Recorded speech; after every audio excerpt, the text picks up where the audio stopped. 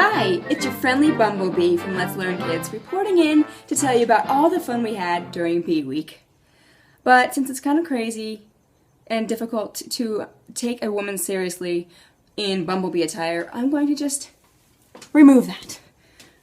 Okay. Thankfully, my kids are not old enough to fully realize how crazy their mom is. But anyway, this is what we did, Bee Week. If you haven't heard or you're brand new to Let's Learn Kids, I want to share with you what we're doing for our younger kids, ages, one just turned 6 and the other one's 3.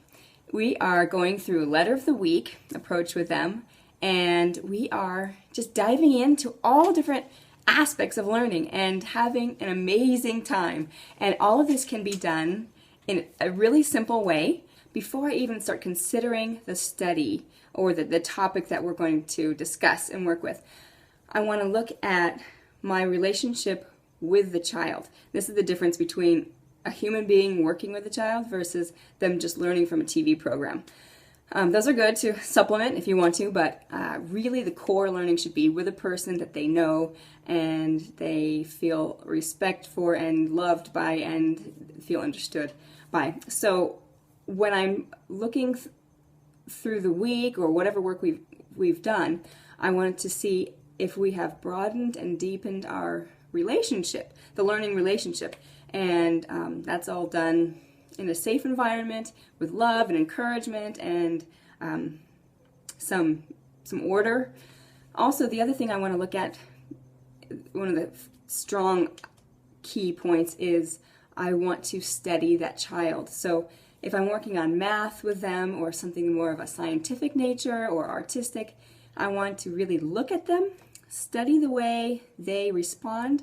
I want to know their strengths. I want to see what their struggles are, and also what sparks their interest, because in the long run, as they continue to grow, the more I know them and can help them, I can provide the resources that they'll need. One of the first videos I put together was just a quick thing in front of the library, and I shared what I look for, what helps me to develop what I'm going to work with my kids on.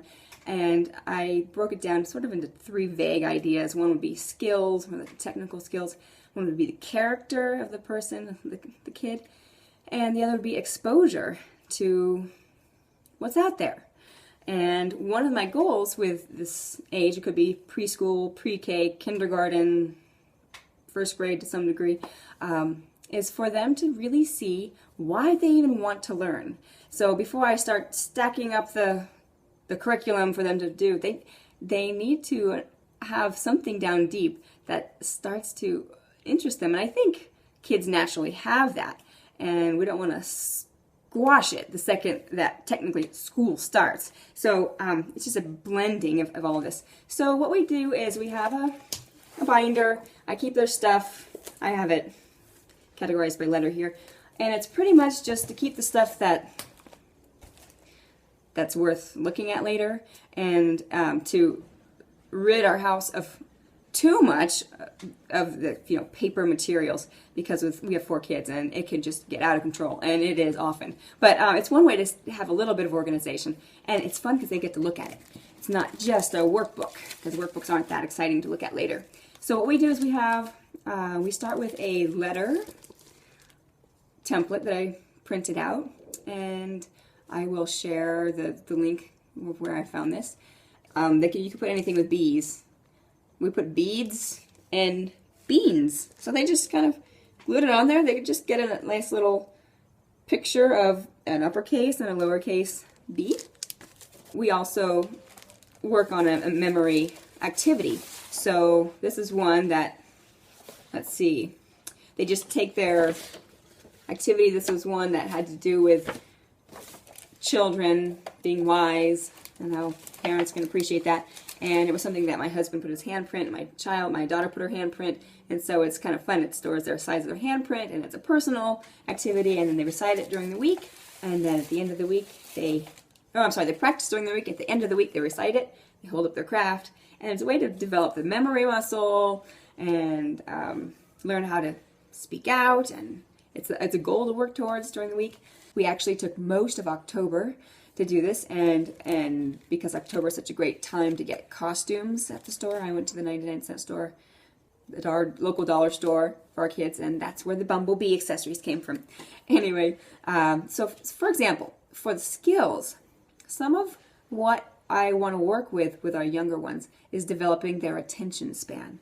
So what I can do is not overload them with any activity too long, but you can show them something and then carefully just try to, if they want to just run off 2 seconds later, if some kids can sit longer and study things longer, a lot of kids might have you might have their attention for about 3 seconds and then they're gone. So it'd be fun to extend that to maybe 4 seconds and then maybe 5 and then 10. So if you're looking at a flower, you can look at it and then when they're ready to run off, just say, oh, well, what do you think about this?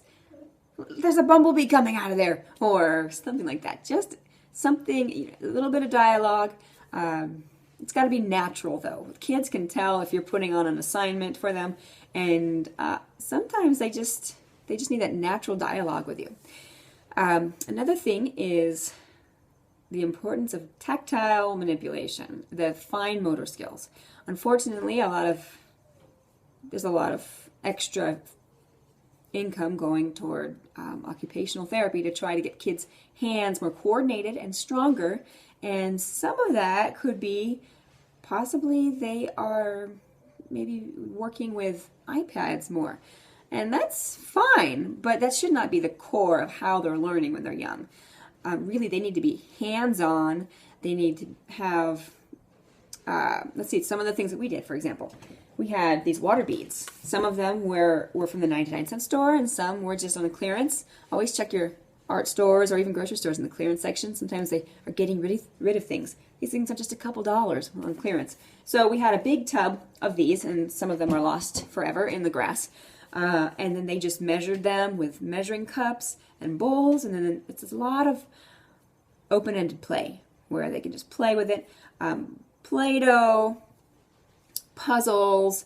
The kids, our little girls, actually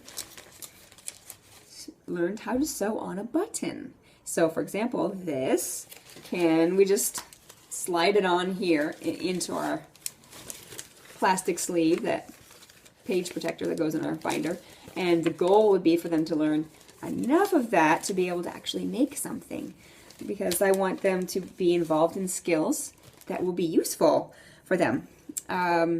Let's see, I started to teach them some braiding techniques, painting, a lot of painting. We read about birds, and I got a couple little bird houses from our Michael's Arts and Crafts store, and they just spent time painting it. We were out under the blue sky. We read about John James Audubon, the bird guy, and we learned about what birds eat, and they painted a birdhouse. So you see, there's a lot of things they're learning. They're learning about the animal, about the bird. They're developing those fine motor skills and the concentration and their attention span as they're painting this. One daughter liked to spend a lot of time, and one just quickly did it. So I can see I'm studying their different personalities and their inclinations. There's also the gross motor skills. Kids need to move a lot. So we got a couple bouncy balls from the store, and we put up a hamper, and we put it outside, and so they bounced bouncy balls into the basket and then just went all over, kept bouncing. So that's really good exercise, and for all the other skills involved with that. We blew bubbles, and we had a great time with that. We actually made a giant bubble wand, and that was good because there's another aspect that I look for is developing their ability to follow a systematic order. So we started with the materials we needed. We had a ruler, a measuring tape, actually, straw, string, and the other things, and we followed the instructions in order. And so they got to be a part of making something and then using it as a bubble wand. It's a giant bubble wand. It's what they did while they were looking at the bubbles. They were observing the different colors, and so they went ahead and they painted on this circle some of the colors that they saw, and then we just cut it out and put it on this piece of paper and wrote "My Big Bubble." So those are the kinds of things that we would put in our binder. And as they look through their binder later, and other times they will remember what they did, and it just keeps reinforcing what they experienced during that week. Another thing that we did was we had little boats. So, for example, let me just wrap up with the skills in particular. We had the attention span, the fine motor skills, some gross motor skills. We had following order, and also, by the way, my 6-year-old does have a math book, and she has, I don't have the math book with me, but it's something that she follows along with, so that she has a nice strategic introduction to math. And but we have a lot of hands-on math as well, the puzzles, and we have some stories that include some numbers and counting in the stories, which is fun. So the other part with the skills would be following the order, and that includes some other activities such as baking or anything having to do with food, because that's a skill that's very important. They made bundt cakes. My 3-year-old calls them bump cakes. Too cute. And they made biscuits. They made butter. So that was some cream, putting it in a little jar and shaking up for a long time. And they actually ate it. So what we were able to do, oh, also one more thing, they grew some broccoli. We had some seeds. We don't have much land to our name. We literally have maybe a few sections of 3x3 areas of dirt in our patio. So they tilled that, and they had a friend come over, and they put in broccoli seeds. They put in beans, green beans, and they had these pots also. It'll be fun. Hopefully we'll be able to see the roots grow down. And so all of these things are developing these skills for them, but they also are helpful, and this way they're able to learn how things work as they develop their skills of the attention span and the motor skills and all of that. So I'm looking forward to seeing the broccoli and the beans growing. It'll be fun to eat that. And when they did that, we did a simple little craft where they just, not really a craft, they just drew the broccoli and what the bad guys and good guys are for broccoli. So aphids would be a bad guy, some caterpillars, the good guys would be ladybugs. So they were able to just draw it in their own interpretation. And that way it's just, again, reinforcing their learning.